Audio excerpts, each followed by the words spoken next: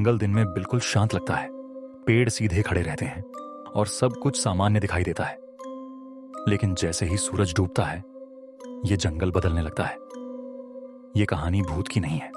ये कहानी उस जंगल की है जो सब कुछ देखता है और याद रखता है। और जब कोई उसकी सीमा पार करता है तो जंगल चेतावनी नहीं देता, जंगल जवाब देता है।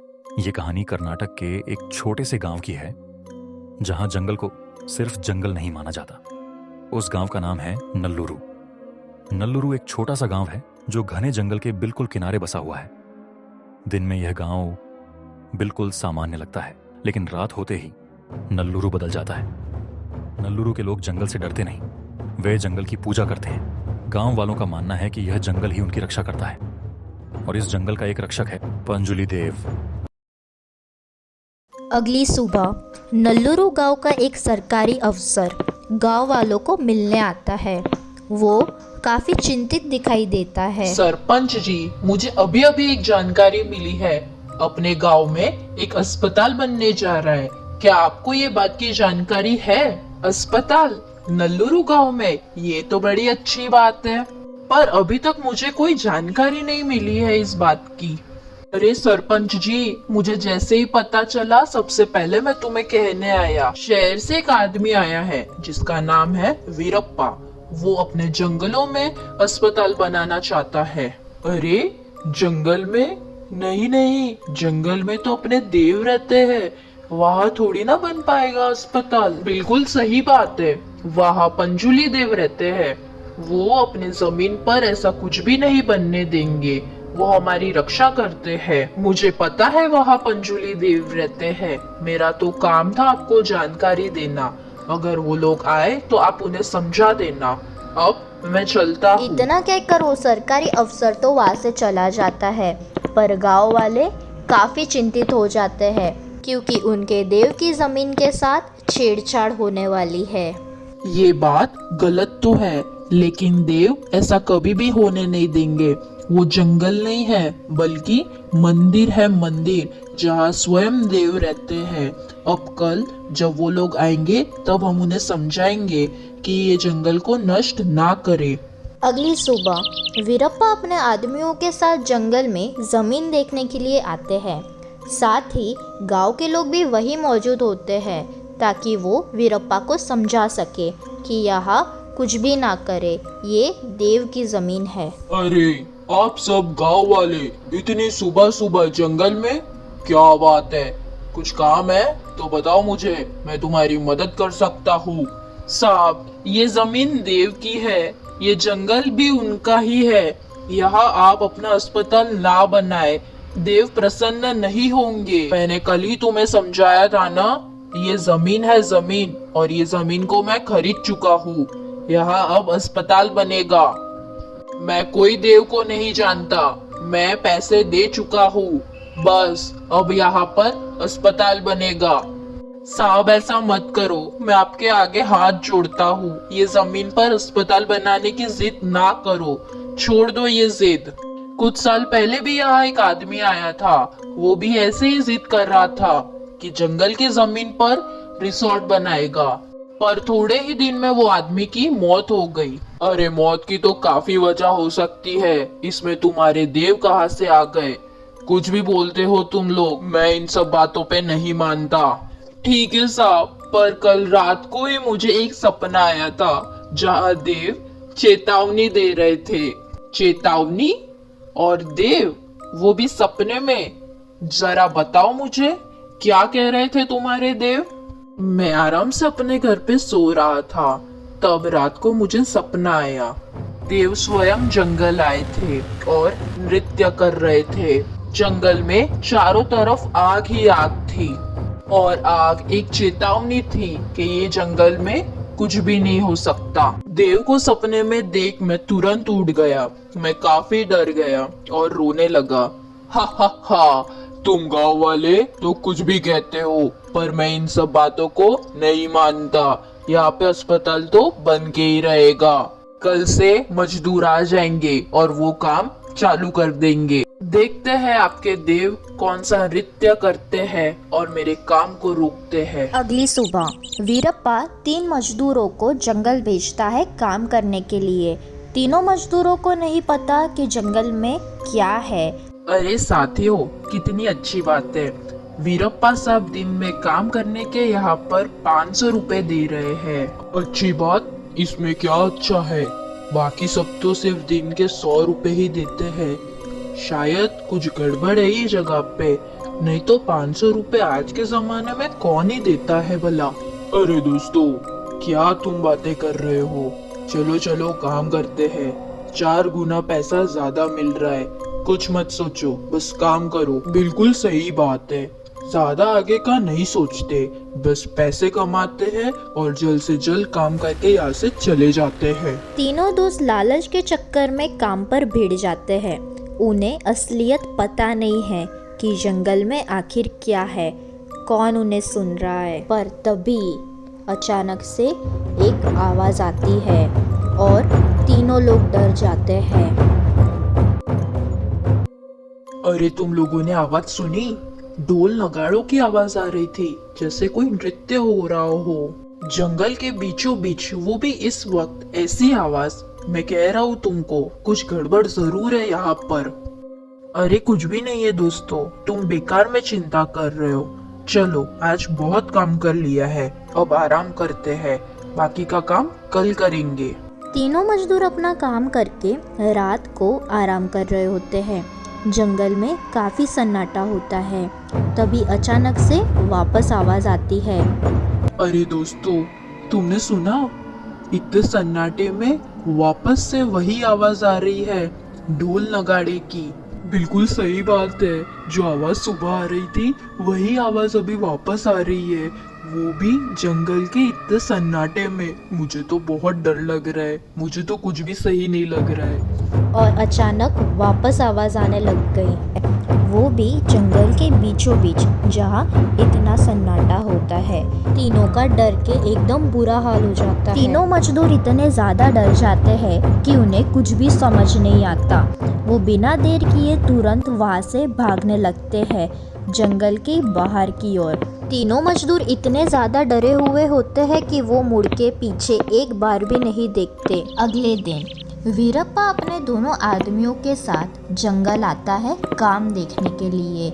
मन में तो काफी खुशी होती है काम को लेके, पर उसे क्या पता था रात में हुआ क्या है। साहब, तीनों मजदूर कहीं भी दिखाई नहीं दे रहे, पता नहीं कहाँ चले गए। क्या हुआ है रात को तो पता नहीं, गायब है। पर वो तीनों कहीं ये चल गांव वालों ने तो नहीं खेली मजदूरों को जंगल से भगाने में, ये कह के कि जंगल में देव रहते हैं और वो उन्हें परेशान कर सकते हैं। अरे हाँ, आपकी ये बात तो बिल्कुल सही है, ये काम तो गांव वालों का ही है। और अगर ये बात सच है तो साहब हमें गांव वालों को सबक सिखाना पड़ेगा। पर साहब, अगर ये बात गलत हुई तो क्या पता सच में पंजुली देव आए हो और मजदूरों को यहाँ से भगा दिया हो, तो क्या करेंगे हम? अरे ये देव का काम है ही नहीं, ये उन गांव वालों का ही काम है।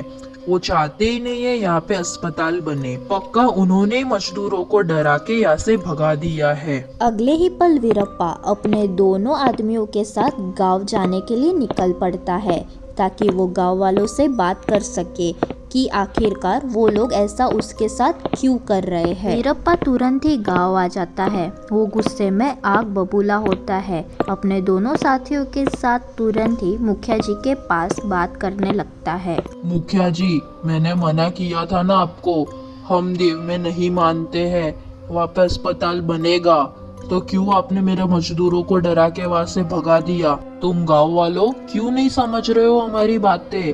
हमारे मजदूरों को अगर आगे से ऐसे भगाया तो हमसे बुरा कोई नहीं होगा। ये हमारी पहली और आखिरी चेतावनी है आप सबको।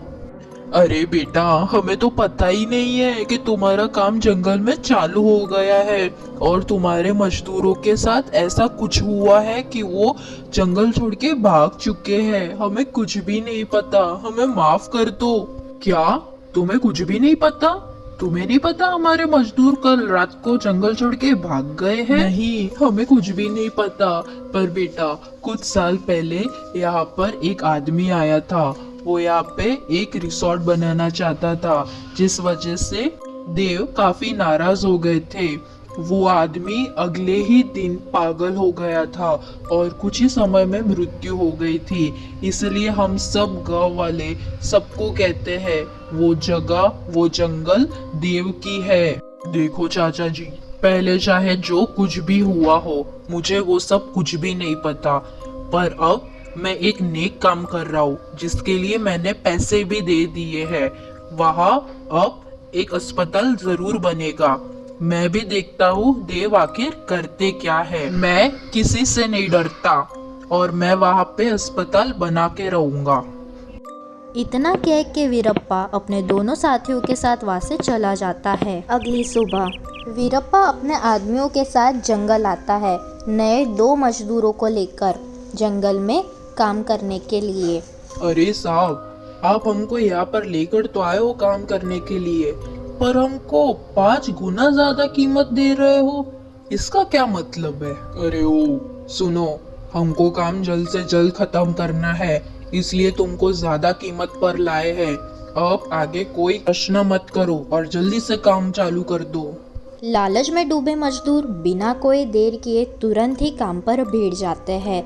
साथ ही वीरप्पा और उसके दोनों आदमी वहीं बैठकर काम देखते हैं। साहब, अपने मजदूर काफी मेहनती लग रहे हैं, बस अगर ऐसे ही चलता रहा तो जल्द से जल्द अपना काम खत्म हो जाएगा। बिल्कुल सही बात है। और कहाँ है देव? अभी तक नहीं आए। देखो जंगल में कितना काम हो गया है। गांव वाले तो कहते थे अगर जंगल में कुछ करोगे तो देव प्रसन्न नहीं होंगे, आग लग जाएगी, तबाही मच जाएगी। अभी तक तो वैसा कुछ भी नहीं हुआ। बिल्कुल सही बात है मालिक आपकी, पर जाने दो, गांव वालों का तो काम ही ऐसा सब कहना, हमें क्या। उस रात मजदूर तो दिन भर काम करके आराम कर रहे थे, पर वीरप्पा और दोनों आदमी वही तैनात थे। वो देखना चाहते थे कि कहीं कुछ गलत तो नहीं हो रहा। और तभी अचानक से जोर जोर से आवाज आने लगती है। तीनों जन एकदम से डर जाते हैं कि आखिर हो क्या रहा है। साहब, क्या ये वही तो नहीं है जो गांव वाले कह रहे थे जंगल में देव? कहीं देव तो नहीं आ रहे हैं? क्या गांव वालों की बात सच है? अरे साहब, इतने घने जंगल में ये कैसी आवाजें आ रही है? ढोल की? कहीं कुछ गड़बड़ तो नहीं? हमें तो डर लग रहा है यहाँ पर। अरे अरे डरो मत, शायद कोई गांव वाला अपने साथ मजाक कर रहा है। तुम चिंता मत करो, कुछ भी नहीं हुआ है, सब ठीक है। नहीं साहब, बात कुछ और ही है, इसलिए आप हमें ज्यादा पैसे दे के यहाँ पे काम करवा रहे थे। कुछ ना कुछ तो गड़बड़ है यहाँ पे, हमें यहाँ पे नहीं रहना, हम जा रहे हैं यहाँ से, हमें बहुत डर लग रहा है। और इतना कहकर दोनों मजदूर वहां से जंगल की बाहर बिना कुछ सोचे समझे भागने लगे। वो इतना डर गए थे कि एक पल के लिए भी नहीं रुके। अरे कितने डरपोक मजदूर लेकर आए तुम दोनों। अब ये काम कैसे खत्म होगा? मैं क्या करूंगा? मैं कैसे जल्दी खत्म करूंगा ये काम? अरे साहब, हम भी क्या करें?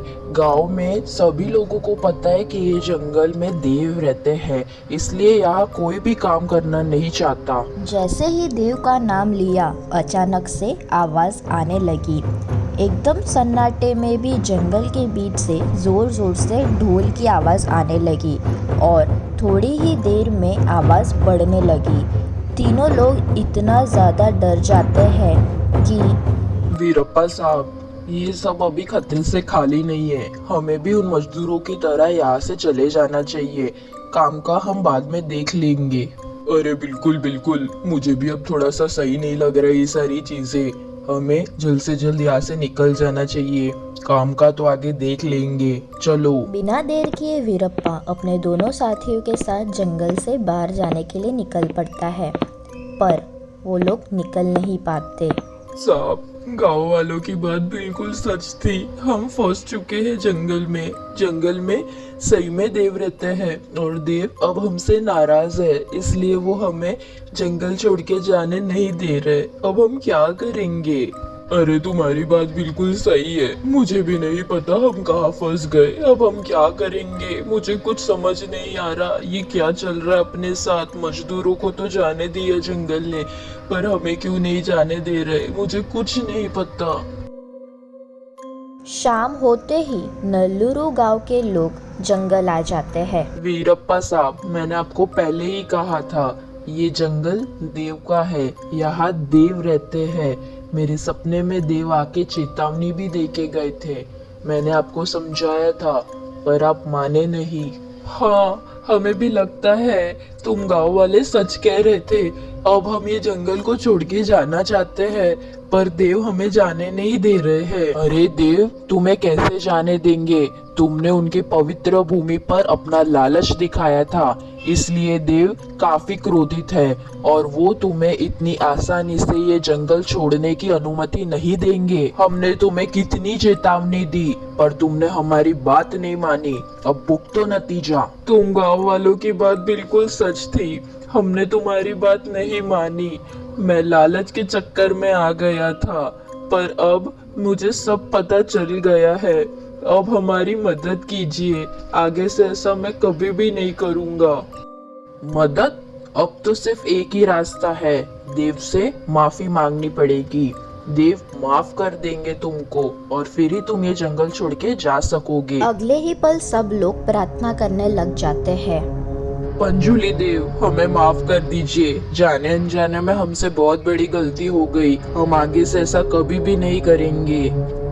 और जैसे ही लोगों ने माफी मांगी, अचानक ढोल अपने आप तेज हो गए और तभी जंगल के अंधेरे में प्रकट हुए पंजुली देव। उनके हर कदम में जमीन एकदम कांप रही थी। वे नाच नहीं रहे थे, उनका नृत्य तेज बिल्कुल नहीं था, लेकिन हर हरकत में गुस्सा था। गांव वाले देख रहे थे, कोई हिल नहीं रहा था, किसी की आंखें झपकी नहीं थी, क्योंकि उन्हें पता था ये नृत्य नहीं, ये चेतावनी है।